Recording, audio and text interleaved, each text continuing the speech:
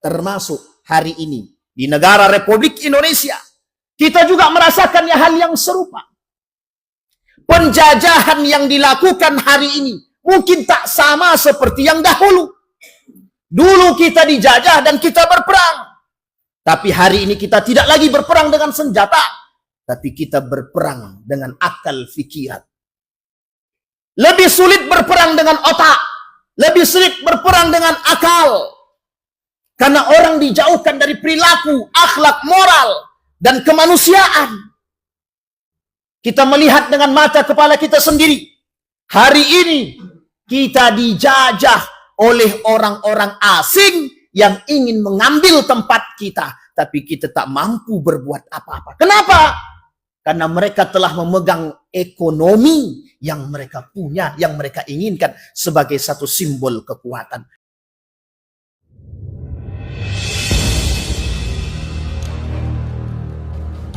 Asyhadu an la ilaha illallah wahdahu la syarika lah wa asyhadu anna Muhammadan abduhu wa rasuluh la nabiyya ba'd. Allahumma salli wa sallim wa barik ala hadha an-nabiyyil karim. Allahumma salli ala Muhammad wa ala ali Muhammad fil alamin innaka Hamidum Majid. Ittaqillaha haqqa tuqatih wa la tamutunna illa wa antum muslimun. Inna Allaha wa malaikatahu yusalluna 'alan nabi. Ya ayyuhalladzina amanu sallu 'alaihi wa sallimu taslima. Wa qala Allah ta'ala ya ayyuhan nasu ittaqu rabbakum alladzi khalaqakum min nafsin wahidah wa khalaqa minha zawjaha wa batha minhuma rijalan katsiran wa nisaa'a wattaqullaha alladzi tasaaluna bihi wal arham innallaha kana 'alaikum raqiba. Wa qala Allah ta'ala ya ayyuhalladzina amanu ittaqullaha wa qulu qawlan sadida yuslih lakum a'malakum wa yaghfir lakum dhunubakum wa man yuti'illaha wa rasulahu faqad faza fawzan 'azima.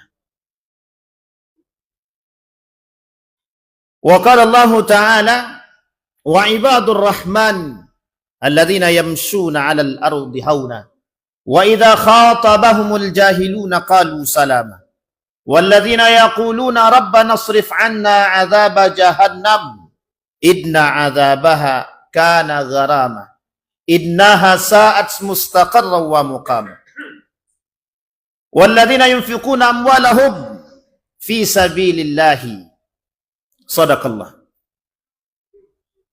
Wa qala an-nabi sallallahu alaihi wasallam fi hadithihi inna min ashratis sa'ah qad akhbarana al-qawiyyu ya'kulu ad-da'if fa innahu qad jaa fi hadithi Aisyah qalat kaifa an-nasu ba'da dhalika aw 'inda dhalika lamma qala tastahlihim al-manaya wa tanfusu alaihim ummatahum qala dabbi ya'kulu syada'id du'afa'ahu hatta taquma alaihim as-sa'ah. Puji syukur kehadirat Allah dengan mengucapkan alhamdulillahi rabbil alamin. Berselawat kepada Nabi dengan mengucapkan Allahumma salli ala Muhammad wa ala ali Muhammad fil alamin innaka Hamidum Majid.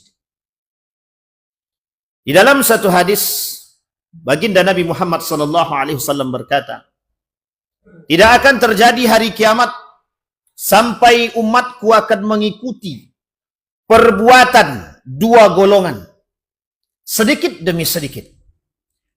Kemudian sahabat bertanya, siapa dua golongan tersebut? Dua golongan tersebut Yahudi dan Nasrani.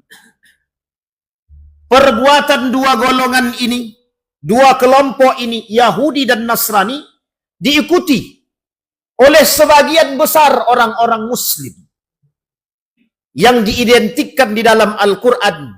Yang pertama al-munafiqun, yang kedua al-fasiqun. Orang-orang munafik bagian daripada orang-orang fasik. Orang-orang fasik memang belum tentu menjadi munafik. Tapi setidaknya kefasikan yang dia lakukan sedikit demi sedikit akan bisa menjadikan diri dia munafik. Perbuatan-perbuatan yang terkandung dalam kefasikan dan kemunafikan antara lain adalah kezaliman. Yang perbuatan kezaliman ini kata Allah, innallaha la yuhibbuz zalimin. Innallaha la yuhibbuz zalimin. Sesungguhnya Allah tidak menyukai kezaliman-kezaliman. Fala tazalamu. Dan janganlah kalian saling menzalimi antara satu dengan yang lain. Ma'asyiral muslimin rahimakumullah.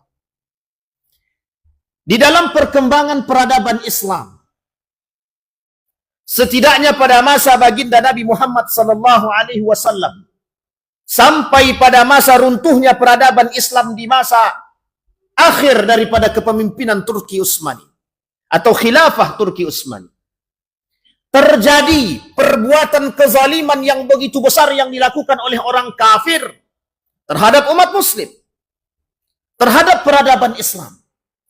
Antara lain yang mereka lakukan adalah penjajahan. Dalam bahasa yang lain kita sebut dengan kolonialisme.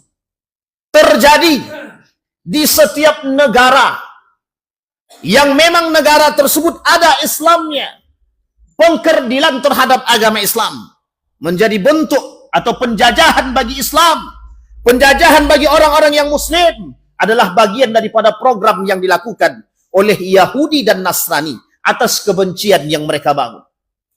Kebencian orang kafir terhadap Islam baik Yahudi maupun Nasrani sudah dari dahulu mereka lakukan.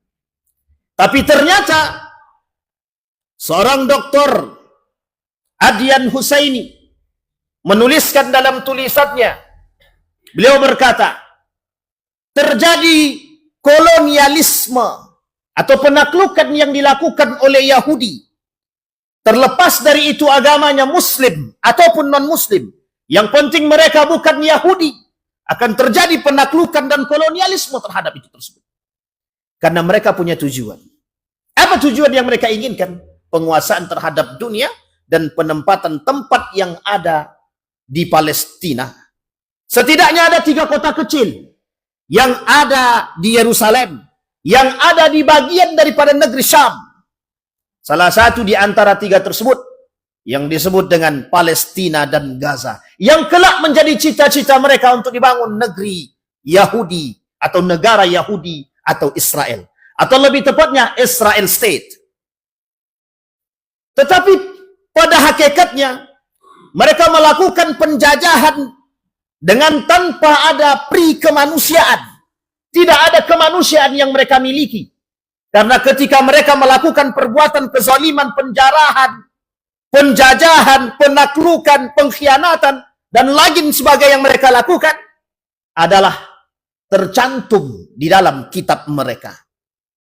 Sampai dalam satu tulisan yang dikatakan oleh Rabi mereka sendiri, bahwa apa yang dilakukan oleh orang Yahudi terhadap non-Yahudi yang mereka bunuh adalah satu kewajaran. Kenapa satu kewajaran? Karena mereka bukan bagian daripada Yahudi. Uniknya, ada manusia-manusia hari ini yang melampaui karakternya. Dia bukan Yahudi, tapi mereka menyerupai perbuatan-perbuatan orang Yahudi.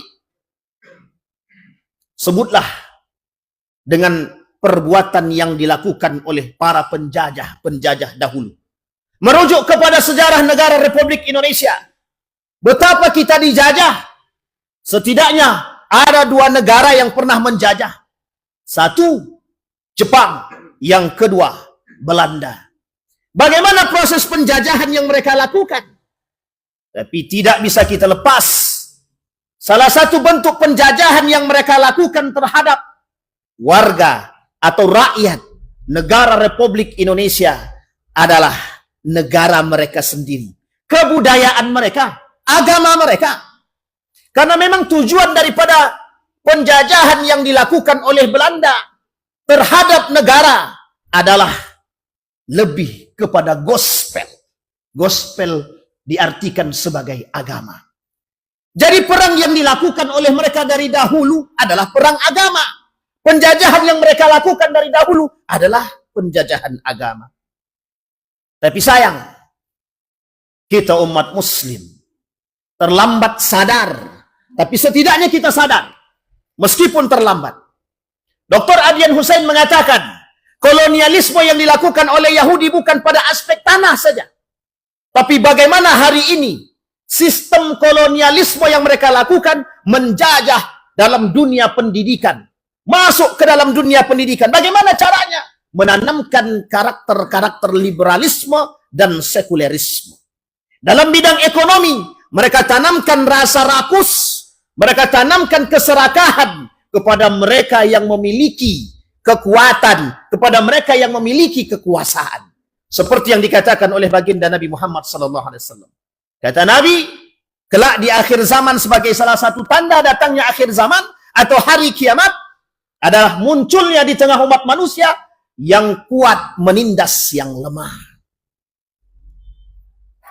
Yahudi, kelompok yang minoritas, diberikan tempat di Turki yang disebut dengan Salonika, tempat kecil, bagian terpencil, hari ini bisa menguasai dunia dengan jalur masuknya Kemal Atatürk yang menjadi tempat, yang menjadi poin, yang menjadi pembuka gerbang bagi mereka.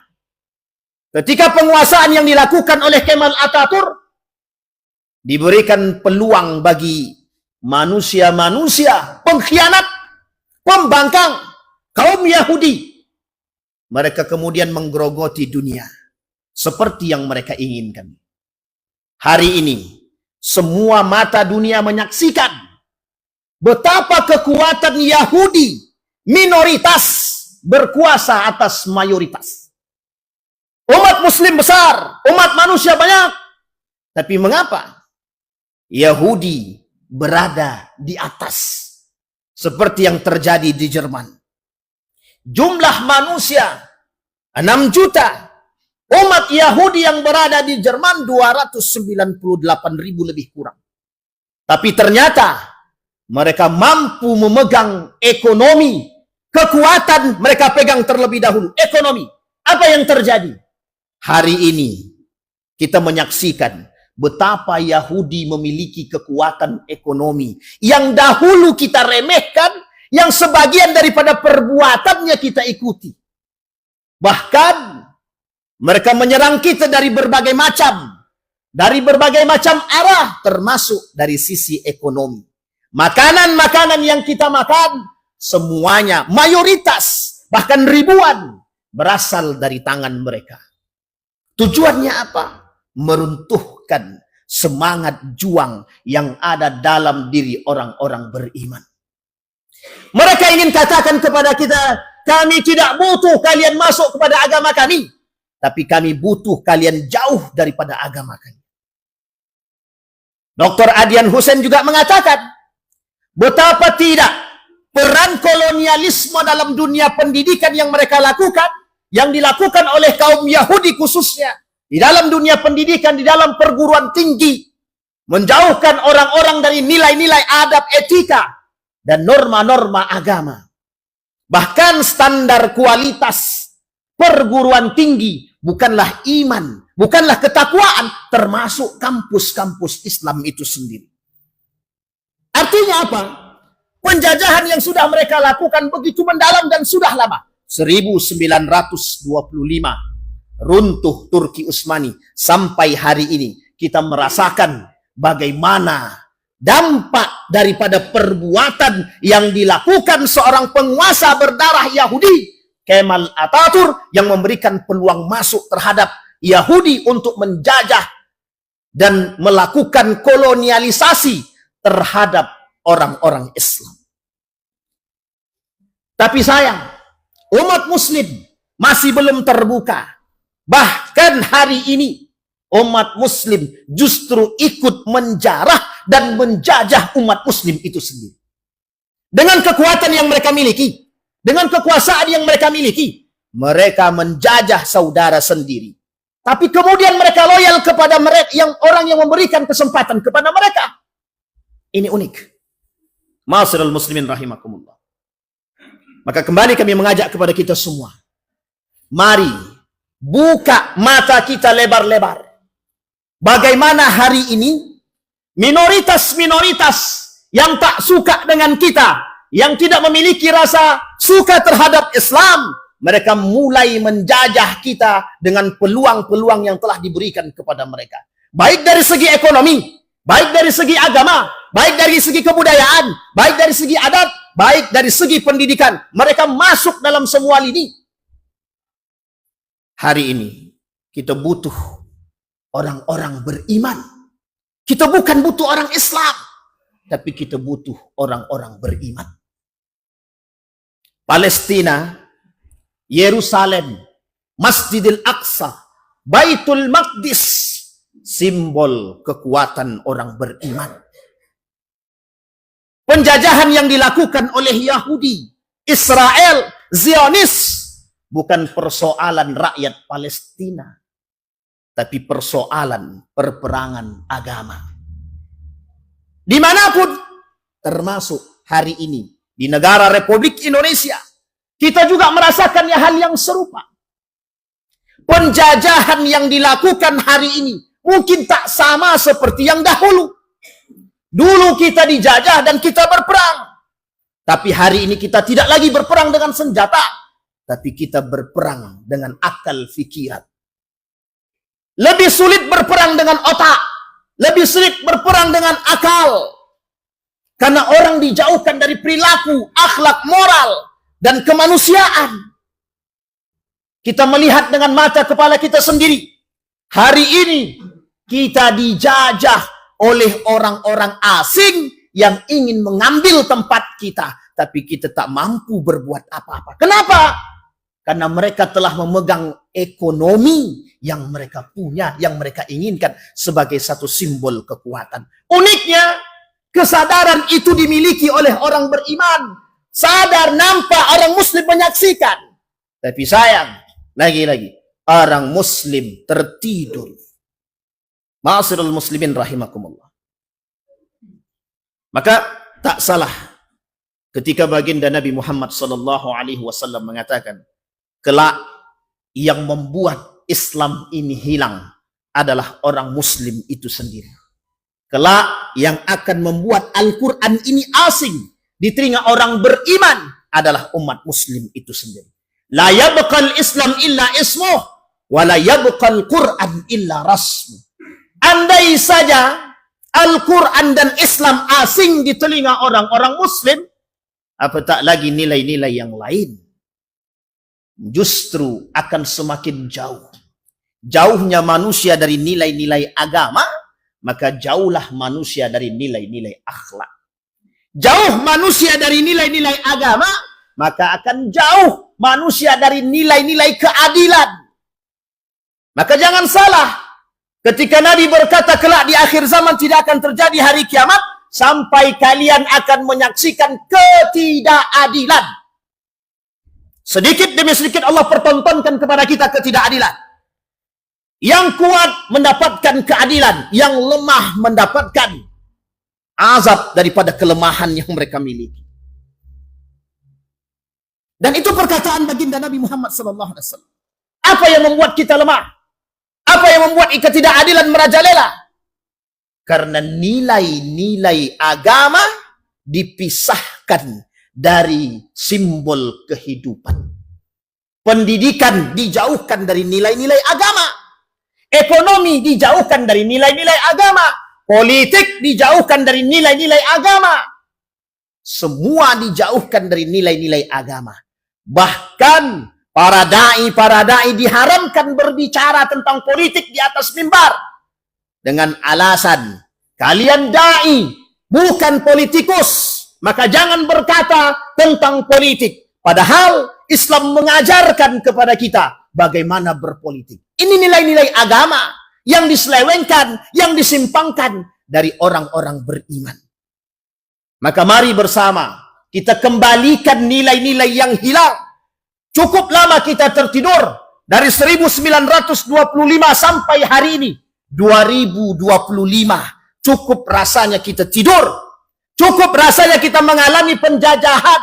Saatnya kita kembalikan ilmu, iman, dan ketakwaan agar kita bisa menjadi manusia-manusia yang bisa menerapkan keadilan. Setidaknya keadilan terhadap diri kita sendiri. Fa'tabiru ya ulil absar la'allakum tuflihun. Alhamdulillah, alhamdulillahilladzi hadana li hadza wa ma kunna linahtadiya laula an hadana Allah. Ashhadu an la ilaha illallah wahdahu la syarika lah wa ashhadu anna Muhammadan abduhu wa rasuluh la nabiyya ba'd. Allahumma salli wa sallim wa barik ala hadzal nabiyil karim. Allahumma salli ala Muhammad wa ala ali Muhammad fil alamin innaka Hamidum Majid. Ittaqullaha haqqa tuqatih wa la tamutunna illa wa antum muslimun. Innallaha wa malaikatahu yusalluna 'alan nabi ya ayyuhalladzina amanu sallu 'alaihi wa sallimu taslima. Allahumma ighfir lil muslimina wal muslimat wal mu'minina wal mu'minat bi rahmatika ya dzal jalali wal ikram. Allahumma inna ala dzikrika wa syukrika wa husna ibadatik. Allahumma ansur man nasara ad-din wa khzul man khadhala al-muslimin. Allahumma ansur ikhwanana al-mujahidin fi Falastin wa fi Gaza wa fi kulli makan. Allahumma dammir al-yahud. Allahumma ahlikil kafarata wal mubtadi'ata wal musyrikin a'da'aka a'da' ad-din. Allahumma a'idna ala dzikrika wa syukrika wa husna ibadatik. Allahumma ij'alna minas salihin. Rabbana hab lana min azwajina wa dhurriyyatina qurrata a'yun waj'alna lil muttaqina imama. Allahumma ij'alil Qur'ana al-'azima rabi'a qulubina wa nura sudurina wa jilaa'a ahzanina wa dhihaba humumina wa ghumumina. Rabbana atina fid dunya hasanah wa fil akhirati hasanah wa qina 'adzaban nar. Ibadallah, innallaha ya'muru bil 'adli wal ihsan wa ita'i dzil qurba wa yanha 'anil fakhsha'i wal munkar wal baghi ya'izukum la'allakum tadhakkarun. Aqimis shalah.